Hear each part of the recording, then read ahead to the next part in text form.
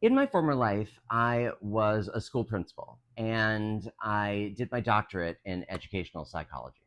And one of the things that I studied in ed psych was the concept of resilience. In the United States of America, where I was at the time, there's this belief that everyone should be able to pull themselves up by their bootstrap. I think that's actually an incredibly privileged thing to be able to say when some people don't have bootstraps at all, and some people can't see those bootstraps. One of the conditions that's necessary to be a resilient human is to have resources available to you, and then to have the knowledge of how to make use of those resources. The resources can be your school, they can be your family and your friends. But the condition is that you have to know how to access those resources appropriately. If you've never been in a family where it's okay to discuss how you're feeling, then you might not know that it's okay to discuss how you're truly feeling with anyone else. If you've never been a person who has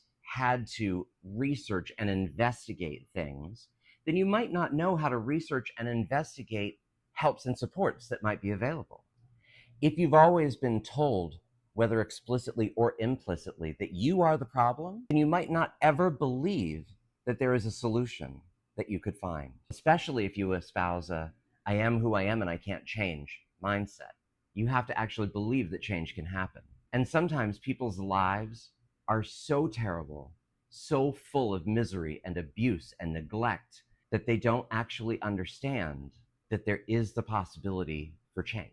In MMRomance, in this hurt comfort trope where one person has been hurt, is traumatized, and the other person is able to be exactly who that traumatized person needs, the traumatized person has to allow the other person in and has to believe that it's okay to share their feelings and not be judged, and then actually believe that change is possible. The hurt comfort trope works if the traumatized person allows for healing. And that's not at all obvious in real life. In stories, we see the struggle. We see people holding things back. We see the comforter, the golden retriever, the cinnamon bun, whoever it is, right? We see that person trying to be exactly who the traumatized person needs. But in real life, we don't always have that. In real life, we sometimes have organizations that you need to approach, that you need to do things with in order to benefit from what they have to offer. Resiliency in these hurt comfort books is so beautiful because the comforter doesn't give up. But one of the things we have to realize is that that can be a tale, and the tale needs to be this. If you are hurt, if you are suffering, it is okay to say how you're feeling. You are not necessarily to blame for everything that's gone wrong in your life. You have self-worth. Even if everything you've done has been screwed up, you have worth and value. And there are people and places that can help. I hope that the hurt comfort trope allows some people to believe that. Thanks for listening.